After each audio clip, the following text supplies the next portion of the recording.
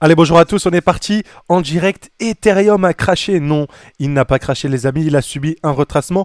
Je vais vous expliquer le retracement et comment je me suis placé sur le rebond de ce retracement. Alors, on revient tout de suite en 4 heures, même en daily, sur notre ami Ethereum pour voir ce qui s'est passé globalement. Donc, on a eu cette jolie bougie rouge qui, selon moi, reste toujours dans le scénario très très haussier, qui a causé un moins 7%. Ça fait totalement partie du scénario. C'est des zones dont j'avais envoyé quand même un avertissement. On revenait dans ces FVG. C'est exactement la même qu'on a connue sur BTC avant ce potentiel retracement qui était juste là. Ok, c'est ces retours dans ces FVG qui ont causé ces légers retracements, mais qui n'invalident pas le scénario haussier. Je vais vous montrer pourquoi et ceci tout de suite. Ok, donc maintenant qu'on est parti de ce constat-là, vous avez paniqué pour le crash. Il est temps de revenir dessus et voir ce qui s'est passé.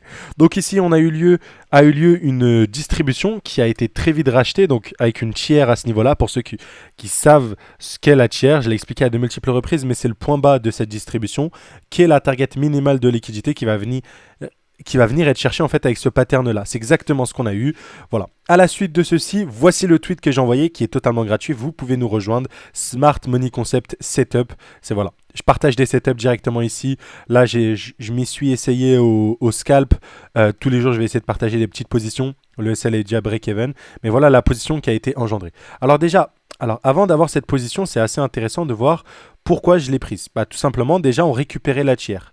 J'ai aussi vu en fait un début de mèche qui vient liquider ces EQL, ok, ces equal low, qui vient liquider ces equal low pour repartir. En plus de tout cela, on revenait dans la demand, ok, ce qui n'était pas le cas avant. On est revenu dans la demand. Donc dès qu'on est revenu ici, c'était une zone pour moi d'intérêt. Donc malgré cette correction, pour moi c'est une zone où il y aura un rebond et je vais vous montrer comment. Pour moi, cette zone de rebond, du coup, était intéressante pour exécuter. Je suis donc descendu en time frame, tout simplement. Et là, j'ai observé ce qui est en train de se produire. J'avais un début d'accumulation. Donc là, c'est là où je suis redescendu en 5 minutes. Et là, c'était très, très clair, l'exécution en 5 minutes. On a créé des supports qu'on est venu liquider en fait avec cette jolie mèche. Et là, on est venu casser le dernier high. Tout simplement, on est venu créer de la jolie imbalance. Cette imbalance était tenue. Ok, j'ai vu des mèches ici qui ne clôturaient pas en dessous. Donc pour moi, c'était haussier. J'ai donc décidé d'exécuter et d'entrer dans cette imbalance pour une prolongation haussière. Ok, pour une prolongation haussière. D'où le fait, et bien sûr le TP je l'ai placé où? Je l'ai placé dans tous ces imbalances après la récupération de tous ces highs là si jamais on a une recontinuation. Bien sûr qu'à l'heure actuelle, le stop loss est monté break-even, mais voilà, maintenant on va attendre l'exécution. Pour moi c'est assez simple. Pourquoi j'ai mis mon stop loss break-even, donc mon stop loss à l'entrée? Pour moi on est repassé haussier, et pour moi si ces FVG ne suffisent pas à tenir le prix pour le ramener plus haut, pour moi c'est plutôt baissier, donc voilà pourquoi mon stop loss sera ici. Pour moi, au maximum, on revient genre ici, ok, mais du coup au-dessus de mon stop loss. Et si on n'a pas de réaction, pour moi, du coup, c'était simplement un pump pour récupérer toutes ces liquidités, tous ces highs là, tout cela, enfin toutes ces liquidités, pour ensuite s'inverser et avoir du coup voilà une réaction dans cette supply là. C'est toujours la même chose. Vous avez vu un peu cet order block baissier, cette supply, hop, belle réaction. Et, et boum, là on a le retracement. Maintenant il faudra observer, je pense qu'on aura la réponse à la fin de cette vidéo, dès que j'aurai fini ces explications. Donc dans ces zones-là, on doit observer un rebond pour viser plus haut. Au niveau de la prise de profit, comme je vous l'ai dit, ça c'est basé sur de la plus haute unité de temps. C'est déjà récupérer tous les highs, mais bien sûr récupérer aussi cette FVG juste ici, ok. C'était pour récupérer cette FVG 2 heures, et si je vais en 4 heures, c'est pour récupérer cette FVG là, cette FVG-ci que vous voyez là, tout simplement. Alors du côté Ether, maintenant, si mon scénario s'invalide, on ira faire des plus bas. Si jamais ce rebond sur la demand ne suffit pas, pour moi, il devrait suffire avec un low protégé ici. Mais si jamais ça ne suffit pas, dans ce cas-là, on ira de manière plus profonde. Et il suffit d'aller en 4 heures pour observer. Dans ce cas-là, sur du 4 heures, pour moi, on récupérera tous ces lots-là. Et on aura un retour dans ce qu'on appelle l'inverted fair value gap. Okay, on aura un retour ici, sûrement en dessous de ce lot-là.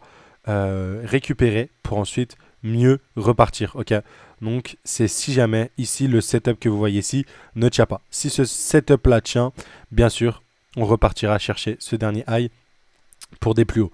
Donc tant que pour moi on n'a pas cassé ce niveau là, le setup long terme, ok, sur Ethereum tient toujours. Ok, le setup long terme qu'on avait identifié ensemble, donc la grosse trendline qu'on a sur Ethereum, je vous le rappelle juste ici, cette grosse trendline là avec une mèche qui liquide le tout. pour ensuite retracer, pour ensuite repartir, tient toujours. On observera du coup comment ça va agir. Pour moi, si l'inverted fair value gap est perdu, dans ce cas-là, on ira un petit peu plus bas, chercher un retracement un petit peu plus profond. Et pour moi, la prochaine zone serait ce bloc-là sur Ethereum. Rien de dramatique, toujours très très haussier. Je ne pense pas, mais c'est aussi une possibilité à ne pas exclure. Pourquoi je ne pense pas? Parce que sur une majorité d'altcoins, alors peut-être pas sur le Tao, voilà, là on a eu un joli retracement. On peut aller chercher des plus bas en ayant un bottom un peu plus bas, c'est vraiment pas impossible. Mais des trucs, en fait sur une majorité, je vous avais déjà montré avant, que dans tous les cas, même si on retrace un petit peu plus bas pour moi, ça reste toujours dans cette dynamique haussière qu'on a en weekly sur les alts, ok? Je ne pense pas, mais je vous le dis juste ici. Et c'était sûr en tout cas. Pourquoi c'était sûr ce mouvement-là? Tout simplement parce que voilà, le Bitcoin a énormément poussé, ok, déjà de 1. Et beaucoup de gens du coup se sont placés en levier avec des longues. Donc voilà, je pense que dans ces zones-là, dès que ça reprend, je pense que vous pouvez voir sur les funding rates, les trucs comme ça, ça envoie à gogo. Donc maintenant, on va juste observer. Pour moi, une clôture comme celle-ci, hop, prise de liquidité en mèche, en daily, pour ensuite repartir. Pour moi, c'est très très haussier. Donc on verra bien évidemment la clôture d'aujourd'hui. Mais voilà, donc c'était mon setup sur Ethereum, ok, que j'ai partagé gratuitement ici. Mais si jamais vous voulez plus de setup et apprendre la méthodologie, n'oubliez pas, vous pouvez apprendre notre méthodologie au sein de l'école. Vous avez l'école juste ici. Et bien sûr, si jamais vous ne voulez pas apprendre la méthodologie et simplement accéder à nos analyses les plus pertinentes, dans ce cas-là, vous avez accès à une quarantaine d'altcoins, tout ceci. Et pour ce groupe-là, vous avez bien évidemment une offre moins 55% pour ce début d'année, l'offre GAZ 2025. Vous pouvez tout avoir en termes d'informations dans la description. Très important, c'est dans ces phases-là où on a les meilleurs rendements, encore une fois. Je l'ai dit, je l'ai redit. Mais voilà, j'insiste avec vous, n'hésitez pas. Parce qu'il y a eu des jolis setups, des jolies entrées. Et en cas d'invalidation, c'est là où vous allez avoir, bien évidemment, les nouveaux setups si jamais on va sur des plus bas. Ce que je ne pense pas encore une fois. Mais bien sûr, rien n'exclure. Du coup, maintenant, si on revient sur du 15 minutes pour clôturer cette vidéo sur notre ami Ethereum, pour l'instant, on va observer les réactions dans les FVG. Je vous invite à rester sur du 15 minutes, 5 minutes, 15 minutes, observer ce qu'il se passe. Et normalement, ça devrait être good. Ok, à suivre, encore une fois. Même si on a changé la structure en 15 minutes, même si on l'a changé, on a changé la structure sur du 30 minutes.